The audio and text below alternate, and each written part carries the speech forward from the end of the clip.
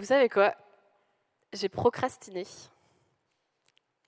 Ça parle à certaines, ce mot procrastiner. J'ai procrastiné pour préparer cette conférence, j'avoue. J'ai attendu jusqu'à il y a quelques jours pour la préparer. Non pas que c'était pas important, mais j'étais pas mal la tête dans le guidon. Et du coup, peut-être que, comme pour vous, justement, si vous êtes là, c'est que potentiellement vous avez envie de changer quelque chose, envie de redonner du sens dans votre job, peut-être envie de vous reconvertir. Et que ce mot procrastination, ça traîne, et puis c'est pas que c'est pas important, mais parfois c'est difficile de s'y mettre, parce que nos vies sont bien chargées. Alors, bienvenue à toutes, et déjà, bienvenue aussi au flou, aux doutes, aux questions, et bienvenue à la procrastination. Mais si vous êtes là, déjà, bravo, parce que ça veut dire que vous êtes en train de vouloir amorcer cette transition d'une manière ou d'une autre. Vous avez envie de passer à l'action et vous êtes déjà là, donc déjà, bravo. Je suis Perrine, la fondatrice de ICO. Et avant de me présenter, de vous dire qui je suis pour parler un peu de quête de sens et puis de vous partager chez nous les 7 étapes qui nous semblent essentielles pour justement se poser les bonnes questions et amorcer cette transition, construire cette prochaine étape professionnelle avec plus de sens et plus d'impact positif. J'ai envie de vous proposer d'échanger avec votre voisine, si possible, que vous ne connaissez pas, si vous êtes venus à plusieurs. Alors peut-être que certaines vont devoir se rapprocher. Juste tout simplement, 1 minute chacune, d'exprimer pourquoi vous êtes là aujourd'hui. Je vous laisse 1 minute chacune, puis après je reprendrai la parole encore une fois avec ce que vous avez envie de dire, mais d'expérimenter ce petit temps d'échange. Et bien allez-y, c'est parti. Pourquoi vous êtes ici? De partager ça avec une personne que vous ne connaissez pas dans la salle. Donc ça peut être à 3 si vous êtes... Alors vous avez vu, en fait, c'est pas compliqué pas compliqué. C'est quand on parle avec quelqu'un de là où on en est, parfois on se sent moins seul. Je ne sais pas ce que vous avez éprouvé là en parlant avec quelqu'un que vous ne connaissiez pas. Et en tout cas, nous, chez ICO, c'est une conviction profonde que le collectif, le fait d'être à plusieurs, c'est hyper puissant pour aller bien plus loin dans justement ce questionnement professionnel. Comment construire cette étape, ce projet, avec plus de sens et d'impact. Alors, qui suis-je pour parler de ça? Du coup, moi, il y a quelques années, j'aurais pu être à votre place. Je travaillais dans une grosse boîte qui vendait des logiciels informatiques. Donc, je crois que j'ai jamais trop compris la finalité. Et qu'est-ce que je faisais? Mon job, il consistait à construire des PowerPoints, construire des tableaux Excel, participer à des réunions interminables, où je présentais mes tableaux Excel et mes PowerPoints. Et je faisais aussi le compte-rendu de ces réunions. Donc c'était très palpitant. Et à un moment donné, grosse crise de sens. Grosse crise de sens, je me suis dit, mais en fait, je me reconnais plus, ou pas, je me reconnais pas dans ces missions. Je commence à perdre complètement confiance en moi, en mes capacités. Je suis en conflit perpétuel avec mes valeurs, parce qu'à côté de ça, je commençais à me sensibiliser à d'autres modes de consommation, au zéro déchet, à avoir envie de contribuer à rendre notre monde meilleur. Et dans mon boulot, en fait, c'était complètement en contradiction. Et du coup, j'avais vraiment besoin de redonner du sens dans mon travail, à regagner confiance. Et sauf que je n'y arrivais pas. Et j'étais devenue en pilote automatique, perte de motivation totale. Je ne sais pas si ça parle à certaines d'entre vous. Peut-être que je vois des têtes hochées. Et en clair, j'étais dans le flou total.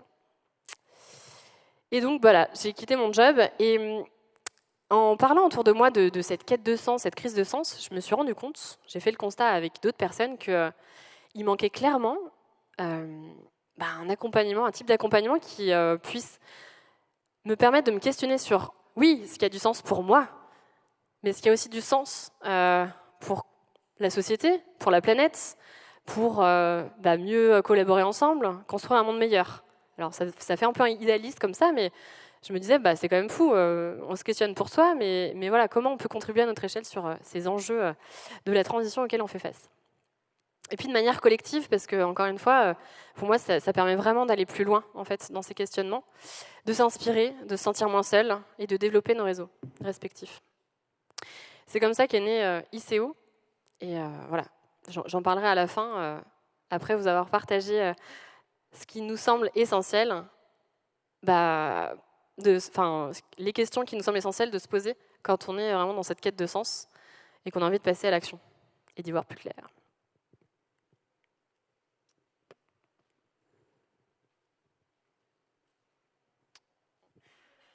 L'image parle d'elle-même. La première étape, peut-être que vous en êtes là, ou peut-être que vous êtes un peu après. Ce qui nous paraît essentiel, c'est déjà de faire le point. En fait, juste, qu'est-ce qui ne va plus? Qu'est-ce qui coince? Qu'est-ce que vous avez envie de garder dans vos types d'expériences précédentes? Quelles sont vos valeurs? Ce à quoi, maintenant, c'est plus possible, c'est non négociable. Typiquement, le fait peut-être d'être salarié, d'avoir quelqu'un au-dessus de vous, ou d'être dans une grosse boîte, ou toute autre chose. Parce que tout n'est pas à jeter à la poubelle. Et parfois, justement, quand on se pose des questions, on a tendance à se dire, mais tout ce que j'ai fait avant, c'est pas utile, je vaux rien, je sais plus dans quoi je pourrais me réengager, mais parfois on se rend compte qu'il y a des choses justement qui faisaient sens, mais peut-être que c'était le cadre qui ne fonctionnait plus.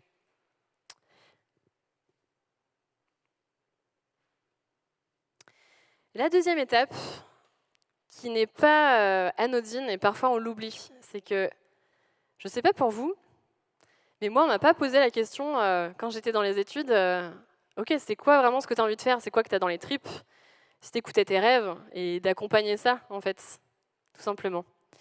Après moi c'est vrai que, je ne sais pas pour vous, mais j'ai souvent été dans ce moule ou en tout cas cette voie toute tracée sans avoir trop d'idées sur ce que je voulais faire, études généralistes. J'ai eu la chance de suivre un cursus d'études généralistes et me faire balloter un peu par les opportunités. J'y ai pris du plaisir parfois, mais voilà, ce qui a abouti à une crise de sens, parce que c'était pas complètement ce qui me caractérisait.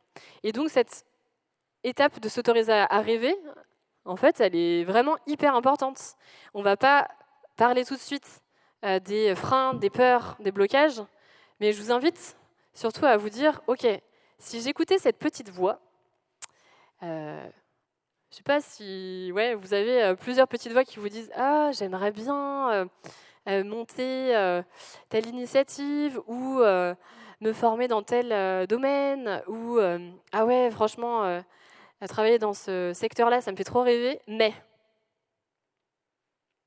je ne suis pas légitime, mais on m'a dit que ça ne gagne pas assez, j'y arriverai jamais, etc. » En fait, ça, ok, c'est important de le traiter, mais déjà, en fait, si on s'autorise à rêver, à ouvrir ce fameux champ des possibles, c'est hyper important, parce que c'est de là où tout part. La troisième étape, c'est d'identifier vos forces, identifier ce dans quoi vous êtes bonne. Pareil, moi, on ne m'a pas forcément posé la question dans mes études, ou en tout cas sensibilisé à « Ok, t'es bonne dans tel domaine, donc autant aller vers là pour développer tes capacités et être utile, te sentir bien dans ton flow, pour celles qui connaissent le flow, F-L-O-W. » Et ça, vous pouvez solliciter votre entourage aussi, pour justement leur demander « Tiens, comment tu me vois, toi ? Dans quoi tu me demanderais conseil ? Quelles sont les qualités que tu me reconnais ?» Alors, c'est pas toujours facile, on est d'accord, de demander à son entourage, de poser ces questions-là. Mais ce qui est super chouette, c'est que ça amène des super discussions. Ça change un peu de nos échanges parfois un peu superficiels. Et du coup, ça permet aussi, inversement, la personne va nous poser la même question et Et c'est hyper utile de poser ces questions-là à des personnes de sa sphère professionnelle comme personnelle, parce qu'on n'est pas toujours la même personne, alors que, en soi, on est la même personne, mais on n'agit pas toujours de la même manière dans sa sphère professionnelle que personnelle. Donc, hyper riche de solliciter son entourage par rapport à ça. Et puis, voilà, il y a plein de tests qui existent sur les forces, les talents. Ça peut être aussi à la fin de votre journée. Je ne sais pas si vous connaissez les 3 kiffs par jour de Florence Servan-Schreiber, mais à la fin de... moi, je l'ai longtemps fait. Bon, c'est vrai que là, je fais d'autres choses comme routine de fin de journée, mais ça peut être très bien d'identifier voilà, les 3 à 5 moments où vous êtes senti vraiment pleinement à votre place, ou en tout cas, c'était des moments de kiff, de joie, de flow dans votre journée. Et tous les soirs, vous pouvez noter en fin de journée sur votre petit carnet ces moments. Et ça, c'est le genre d'action qui permet de justement apprendre à mieux se connaître et de voir, du coup, peut-être derrière, quelles sont les forces que j'ai pu développer, comment j'ai pu être utile dans telle ou telle situation. Donc, en tout cas, c'est une étape qui est vraiment aussi importante. Et parfois, nous, les personnes qu'on accompagne, il y a des personnes qui sortent de burn-out ou de certains traumatismes au niveau du travail et qui ont complètement perdu confiance en leur capacité. Et du coup, juste de se poser la question de dans quoi je suis bonne, quelles sont mes forces, c'est hyper important. La 4e étape, alors après, voilà, nous, c'est quelque chose qui est important pour nous, la question des enjeux ou de la contribution au monde, parce que on considère que, voilà, pour se sentir bien, utile, s'épanouir, on a besoin de servir des causes qui nous dépassent, de s'accomplir à travers des projets qui aident à construire un monde meilleur, de quelque manière ce soit, à son échelle et avec son équilibre de vie. Et donc voilà, c'est pas forcément être Nelson Mandela ou être entrepreneur social ou voilà, travailler dans les domaines de la transition écologique uniquement, mais c'est comment, à mon échelle, avec ce qui me caractérise, mes envies, mes forces, je peux, moi, à mon échelle, contribuer à rendre le monde meilleur. Pour certaines que ça intéresse, il y a quelque chose qui s'appelle les objectifs de développement durable, qui permettent de vous inspirer sur peut-être les causes qui vous touchent, ce qui vous donne vraiment envie de changer le monde, de vous révolter, qu'est-ce qui vraiment fait que voilà, vous avez envie d'agir pour construire ce monde de demain. Et d'ailleurs, il y a un site aussi qui est hyper intéressant qui s'appelle Shift Your Project, qui recense pas mal d'enjeux aussi de la transition. Alors eux, c'est plutôt côté empreinte carbone, mais ça peut vous aiguiller aussi sur les types de structures, parce qu'il y en a plein. C'est ça aussi qui est hyper chouette, c'est que dans ces domaines-là, de la transition écologique, sociale et sociétale, il y a beaucoup d'activités et parfois on se dit que c'est hyper anecdotique encore pour le moment, que c'est peu rémunéré ou autre, mais pas nécessairement. Il y a un peu de tout et d'ailleurs le marché de l'économie sociale et solidaire, c'est 10% du PIB. Et voilà, c'est un vivier énorme d'emplois, source d'emplois, aussi bien en tant que salarié qu'en tant que créatrice d'entreprise. Et il y a de quoi faire. La 5e étape qu'on vous recommande, c'est maintenant qu'on s'est autorisé à rêver, à identifier ses talents, les enjeux dans lesquels on a envie d'agir, de contribuer.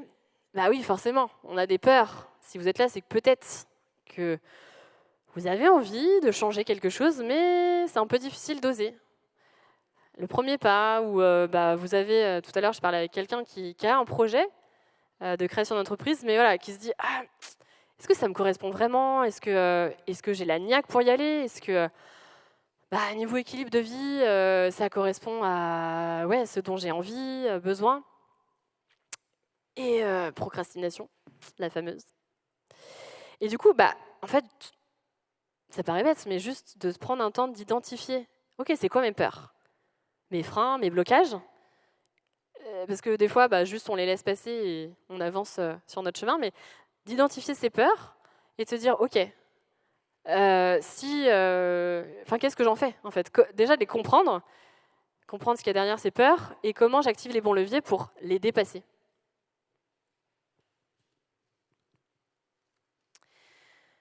La 6e étape, et parfois c'est quelque chose à côté, enfin c'est une étape qu'on ne prend pas le temps suffisamment sur laquelle se pencher, c'est de définir son rapport au travail, son rapport à l'argent, son rapport à son propre équilibre de vie. Pour moi, ça me paraît primordial. Et personnellement, enfin moi, le sujet de l'équilibre vie pro vie perso, il est vraiment hyper important. Parce que pour moi, en fait, si on veut justement apprendre à naviguer dans un monde plein d'incertitudes, on le voit depuis quelques mois, en fait, il y a plein de projets qui sont tombés à l'eau ou plein d'opportunités qui sont révélées. C'est hyper important de se poser la question, ok, est-ce que moi, ce qui est important pour moi, c'est d'être à mon compte? Est-ce que c'est d'être salarié pour la sécurité ou de se lâcher? Je ne sais pas si vous connaissez ce terme de slasher, mais c'est ces personnes qui combinent plusieurs activités. Parfois, il y a des personnes qui sont au 4-5e, comme par exemple Aurélie, qui est passée par nos parcours et qui a négocié un 80%, et qui, du coup, est assistante sociale en tant que salariée. Et à côté de ça, qui a construit son activité indépendante de création d'accompagnement à la parentalité positive en indépendante. Et ça lui va très bien pour son équilibre, financièrement, enfin voilà, pour se tester, même le temps qu'elle y consacre, ça lui va très bien. Mais du coup, voilà, c'est de se questionner, est-ce que j'ai envie de travailler à temps partiel, temps complet, est-ce que mon rapport au travail a changé? Est-ce que j'ai envie de créer une entreprise? Questionner mon rapport à l'argent, c'est quoi en fait mes freins financiers, de quoi j'ai besoin avec la situation ric-rac, confort plus, combien de temps je me donne par rapport à mes projets pro, par rapport à ça, mes projets de reconversion éventuels.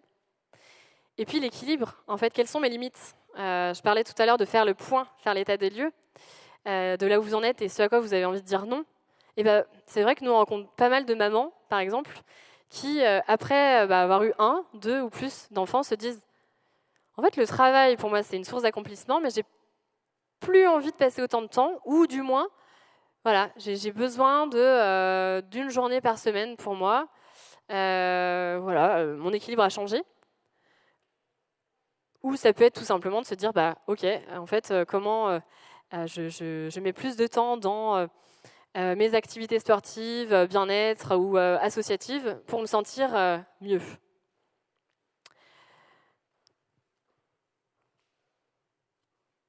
Et une fois que vous avez justement questionné ces 6 dernières étapes, que vous êtes penché sur ces 7 points qui nous semblent essentiels, alors c'est pas juste se questionner, c'est tester, expérimenter et solliciter son entourage et être un peu sur le terrain aussi, pas que dans l'introspection. Mais du coup, l'idée, c'est, in fine, de préparer ce plan d'action projet. Et peut-être qu'il y aura 1, 2, 3 pistes projet, et c'est OK. Et justement, l'idée, en fait, nous, on le voit vraiment, la transition professionnelle, comme une expérience. Moi, je me considère encore en transition, alors que ça fait 4 ans que j'ai créé ICO. Pour moi, c'est un état d'esprit, en fait, de se dire que le monde change, et que peut-être, dans 5 ans, je ferai complètement autre chose. Mais c'est de me faire confiance, de constituer ma boîte à outils pour gagner en confiance en moi, me former, me développer, créer de nouveaux projets et avancer sur ces différentes étapes du sens au travail ou en tout cas de mon cursus professionnel et personnel, parce que vous l'aurez compris, pour nous, c'est intimement lié les deux.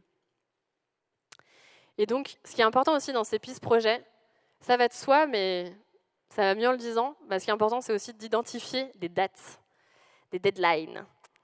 Parce que parfois, on se laisse le temps, et c'est aussi chouette d'avoir ce temps un peu vite fertile, ou en tout cas après avoir quitté peut-être son job, ou en tout cas dans ces phases de transition, d'avoir des temps où juste on ne se met pas la pression et on fait le point.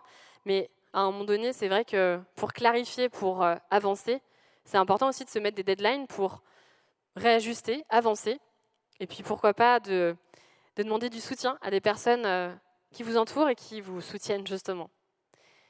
Parce que parfois, peut-être que ça vous parle aussi, notre entourage, il ne comprend pas. On a un job de rêve qui coche toutes les cases. Pour certaines, là j'en discutais encore avec une amie avant-hier, elle a un job, un bon poste, Elle est maman de 2 enfants, vie confortable, mais en fait, juste crise de sens. Elle aime plus ce qu'elle fait. Elle a voilà, cet équilibre qui ne lui convient plus. Et du coup, en fait, c'est complètement OK de changer, en fait. Mais c'est juste que, voilà, on n'a pas forcément toujours l'entourage pour comprendre. Et ce qui est hyper important, voilà, c'est d'aller chercher du soutien pour des personnes qui vont vous stimuler et vous écouter, vous donner la niaque pour continuer dans vos réflexions. Donc, je vous invite peut-être à identifier voilà, dans votre entourage 1 à 3 personnes ressources. C'est toujours hyper aidant.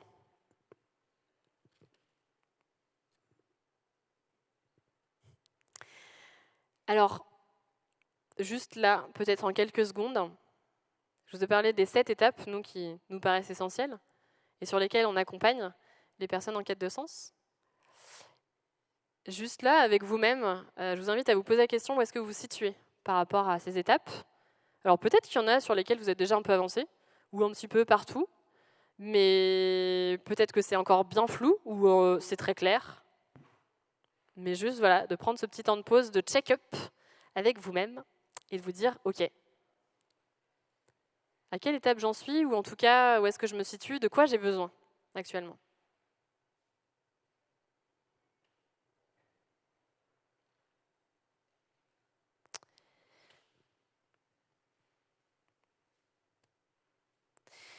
Et alors, assez rapidement, parce que si vous le souhaitez, on peut en parler en bas sur notre stand.